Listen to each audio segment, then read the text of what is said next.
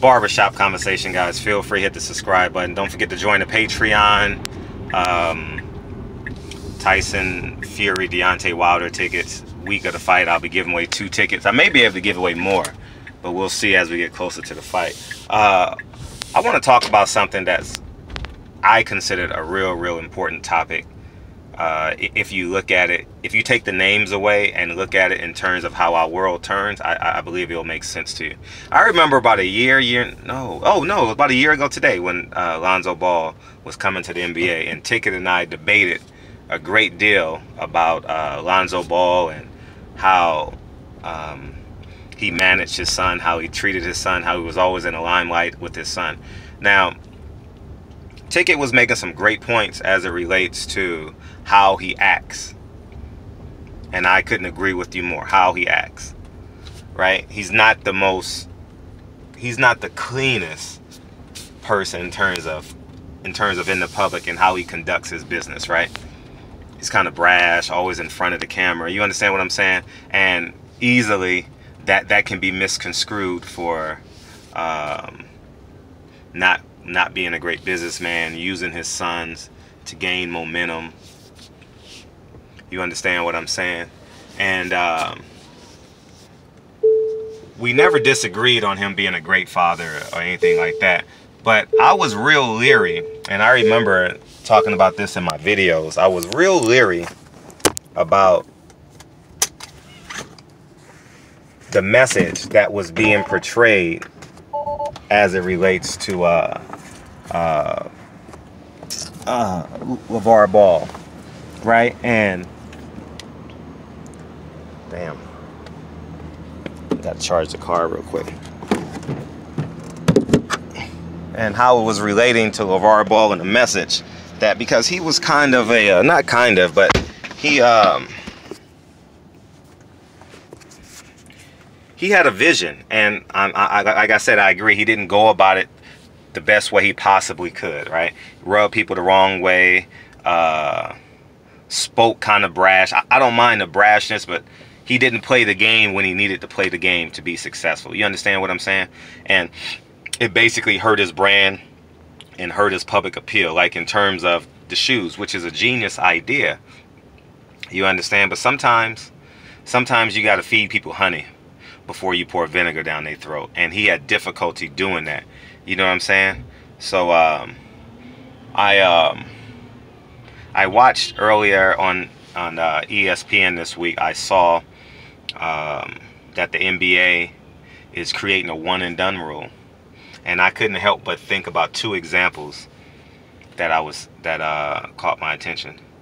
The NBA, in my humble opinion, they sandbagged and stole LaVar Ball's idea. LaVar Ball wanted the same thing to happen, but they came out with media. I don't know if these things are true or not, but it's how you defeat a man without going face to face with him. They use media, they use propaganda, right? They use propaganda such as I'm calling it propaganda. This stuff may be true or not. I don't know. I'm not accrediting any source. I'm just talking about how they built the brand, right? One, he's disrespectful to white women. He wanted to fight a woman on TV. He was real tough, bodacious, right? Remember all that. He's not good for his son. He's taking control of his son's life. All these things may be true or not, but I said that already. And he's not paying his players. They intentionally built up this propaganda machine to slow him down, because the NBA, because remember, this takes years to do. This takes years to do. You can't just come up with this game plan in 6 months. The NBA is implementing gonna put one and done kids in the D League. The G League now is called, right? Amazing. It's just simply amazing how LaVar Ball put this together in 1 year. And the NBA was working on this, I presume, for a while. But the NBA came on and said, hold up, ding, ding, ding, ding, ding, hold up. We can't let LaVar Ball take control of the narrative, which is true, what he was trying to do. Now, his business acumen and the way he approached it may have been wrong, but his ideas, I believe, were great. The shoe company was a great idea. The Creating your own shoe company. I think every NBA player needs to create their own. I believe in ownership. And if you've been following me for a while, you know I 100% believe in ownership. You understand what I'm saying? The goal is to get to an ownership space in your life, right? I have to work for people sometimes to gain momentum and do it the right way. You don't just be disrespectful and say, I don't have to work for you now. No, you get to a space, and that's the conversation. You want to get to a space of ownership. So anyways, so in my head, me putting one and one together, I believe the NBA purposely created this propaganda machine when LeVar Ball was coming up with these ideas. I believe, and I told you guys, I did a video about how I believe Nike and potentially other shoe companies were putting money in media to go after LeVar Ball. I genuinely believe that. You know, I did a video on that this time last year. And that's why I'm real leery about when media comes out, when a black man appears to be a visionary, appears to upend this machine, which is headed by white men and Jews and all that, right? It's like, ooh, should I say this? Okay, I'll give an example. There was a media guy who I was cool with. I swear to God to you. I'm not lying to you. I remember this vividly. I was at the Forum. And the Forum is like 1.5 miles from my house, right? 1.5 miles from my house.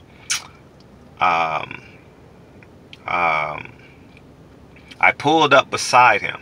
And that's when I had my Bentley. I pulled up beside him.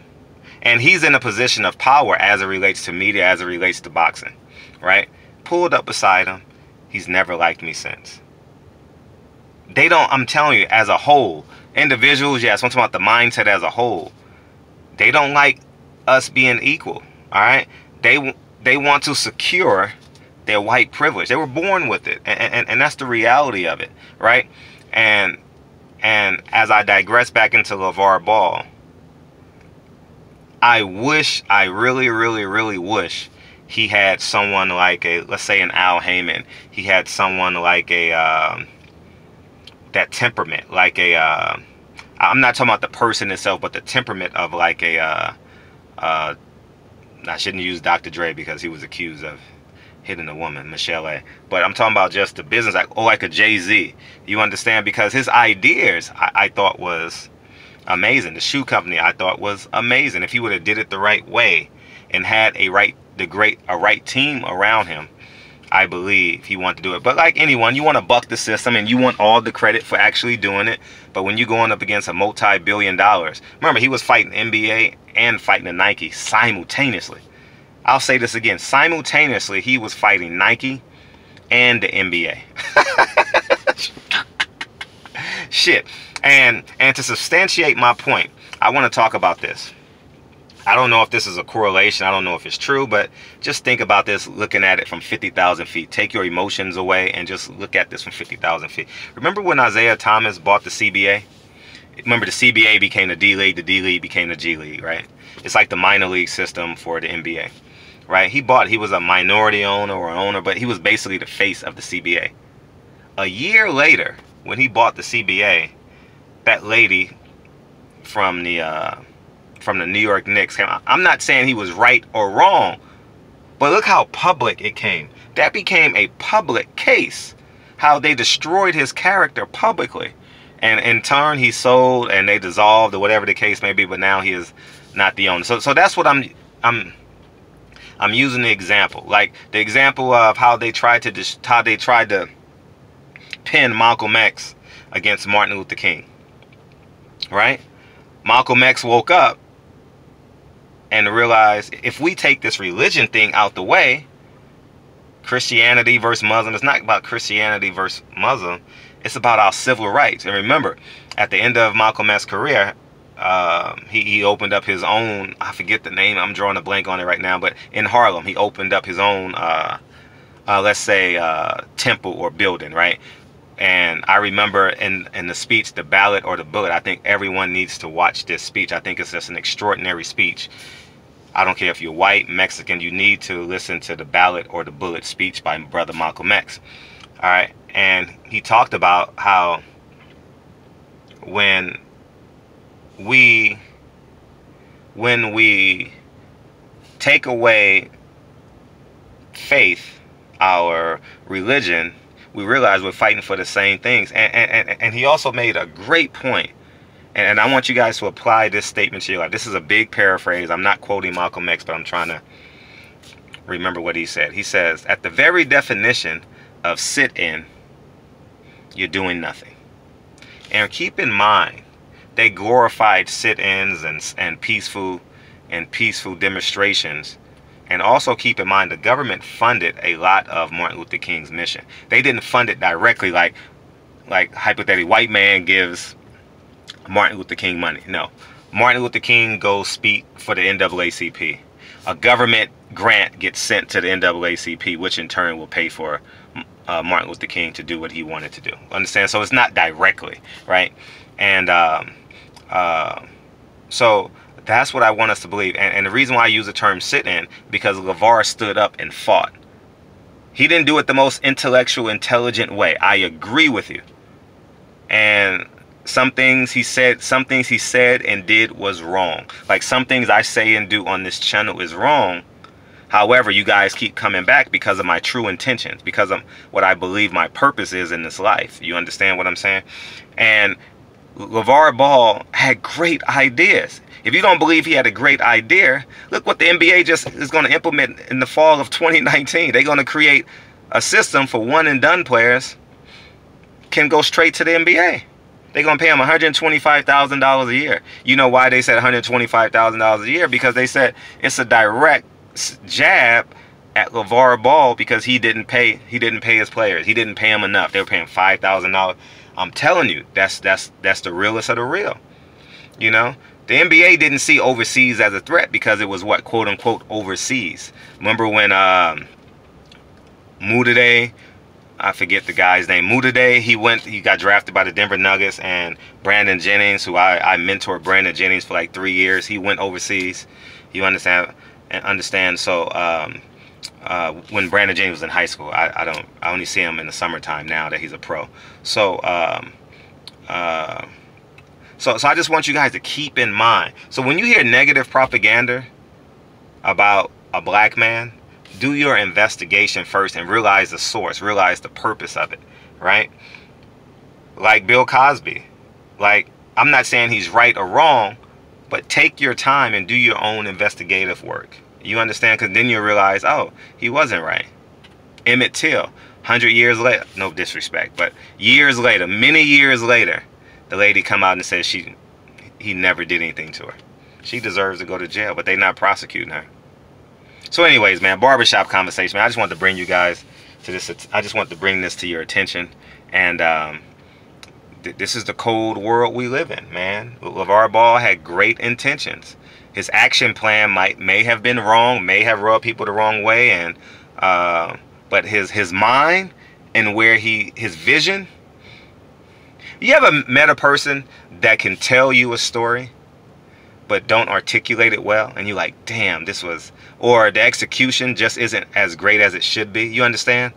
That's LeVar Ball. His execution, his tact wasn't great. Like, for example, I use me as an example. I'm a savage. In real life, I'm a savage. I didn't get to where I be just by being a patsy and being kind. I trick people with my smile. You understand what I'm saying? I don't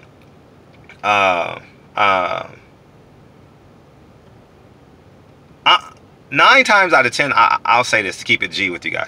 I'm going to win because I don't have to win in that moment. I know I can win months later, years later, because I'm at peace with myself. So, and I'm not saying that people who act impulsively or instantaneously are not peace with themselves. But I'm comfortable with saying, you know what?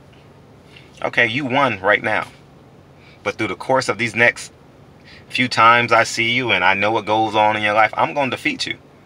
And that's the mindset that I believe that we must have as a whole. Is they're not going to like you when you're powerful. Okay? They're not going to like you when you're powerful. All right? And they're going to use us against us. They're going to use them against us. All right? So just know what you're fighting for. All right? And it's sad because it would have been great if LeVar Ball had the tact to convince Magic Johnson, say, hey, we got these one and done kids, man. We need to do something. We need to do something. Maybe he could have collaborated with the D-League and been a liaison. You understand? I don't know. I don't know how it works. Or maybe no co-partnership. Maybe he owns it on his own. Maybe he gets the funding from a black billionaire like Bob Johnson, or Jay-Z, because Jay-Z is big on that. He does a lot silently, a lot of stuff. But anyways, man, barbershop conversation. You guys get the point where I'm going. And barbershop conversation. Feel free at the subscribe button, and I'll talk to you guys real soon. Appreciate you.